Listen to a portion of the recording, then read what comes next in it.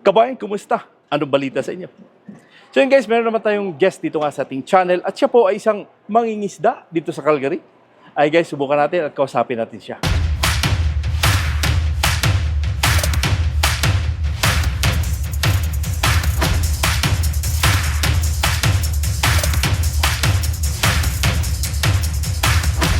So yun guys, ito po si Bern. Ito po yung ating guest, no? Dito nga sa ating channel. Hello Bern, kumusta? Hello, kumusta? Mabuti Yes. na padalaw kayo dito sa ating indahan. Oo. So okay guys, siya po isang mangingisda. Subalit ating tatanungin siya kung ano po ba yung kanyang ano na tayo? Balik tanaw. Kung ano po bang entry niyo pumunta kayo ng Canada? So, ang entry ko dito talaga is kusinero. Oh, okay. Isa akong kusinero, galing ako sa cruise ship. Pumunta ako dito para makipagsapalaran. Okay. Yeah. So, but again, so far, kumusta naman Canada? Canada, at first, excited. Alam mo na, yung dream come true. Aha.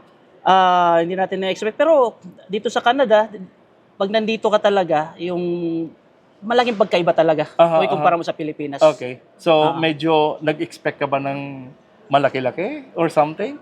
Actually, nung nakapag-Canada ako, naisip ko mayaman na ako. Wow. Sabi ko, matulungan ko ng magulang ko, mabigay ko na sa kanila lahat kasi okay. Canada na eh. Yeah, that's right.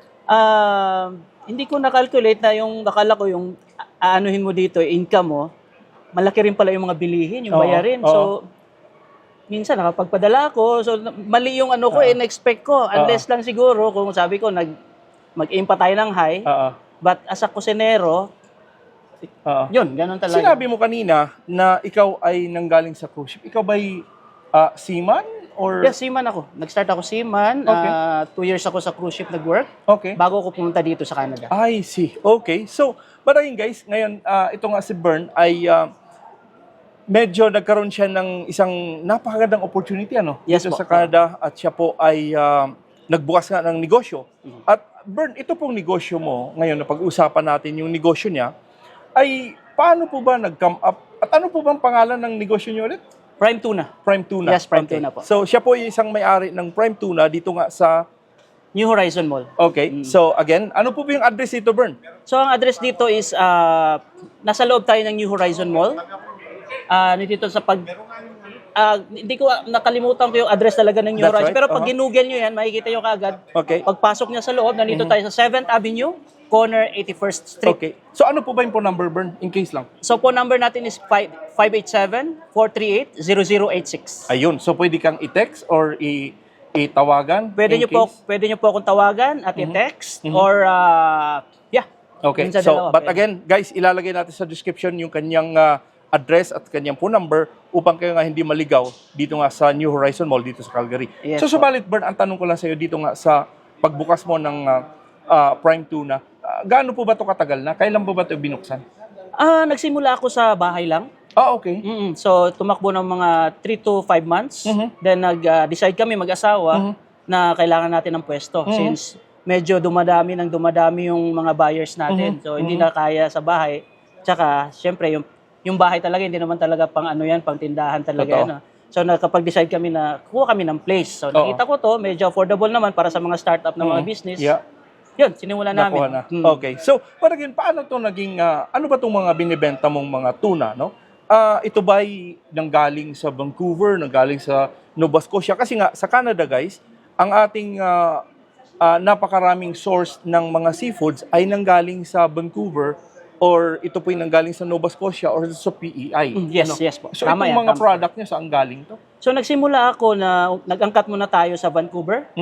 Then, sabi ko, naisip ko, why not maglabas tayo ng Canada? Hanap tayo ng supplier. Hanggang nakakame up kami ng isang supplier na galing sa Asia. And until now, yung communication namin na yung Tuloy-tuloy. Tuloy-tuloy hanggang ngayon. Yeah. So, but again, ito po yung napakaganda, no, Bern? Dahil nga sa, sigurado tayo dito, ito po yung mga presko. Yes, fresh po. Mga fresh talaga Yes, to. no? from the boat. Galing sa boat po, papunta sa port, doon sa Asia, lilipad po dito sa Calgary. Wow, talaga naman, no? So pag nakita nyo mga product namin, pag nakapasyal kayo dito, makikita nyo naman yung product namin kung gaano ka-fresh. I Kami see. na yung nagpo-frozen. I see. Yes po. Okay. So talagang napakaganda. Sana ay mamaya matitingnan natin yung mga produkto nila at titingnan natin yung kanilang mga binibenta dito. Dahil talaga kahit ako, medyo parang excited din ako makita yung mga bilihin dito, Bern. Yes, No? yes. So sana Pwede, mapunta pwede. tayo sa loob at Pwede natin tingnan. tingnan natin. Check no? natin. Oo. So, but anyway, guys, again, sana po ay tingnan natin yung kanyang mga paninda at subukan natin. Baka ano ba maganda. So, yung binibenta natin dito is ito yung best seller natin, yung panga natin. Makikita nyo naman, fresh na fresh. Uh-huh. May mga dugo-dugo pa yan. So, fresh talaga ito nung dumating dito. Ayun. And itong tuna belly natin. Kita nyo naman yung quality niya. Uh-huh. Kumpara sa iba. Sarap yan, Yes. pang barbecue, Bern. Sabaw, yan yung sold out. Parating sold out sa atin. And itong tuna loy natin. Oh, okay. May mga sizes siya, kaya sa mga ayaw ng mga malalaki, dito, meron tayong maliliit. Sa may mga party, may pagmalakihan tayo. Uh-huh.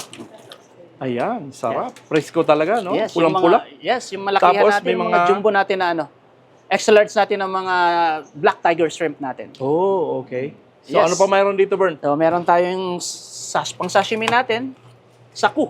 So, ito siya, class A to, AAA grade ng sashimi, saku. So, naka-special cut siya. Kaya, ito yung best seller rin natin dito. Mhm. Sold out parati. Mhm. And yung salmon natin sashimi. Naka-cut na rin siya, special cut.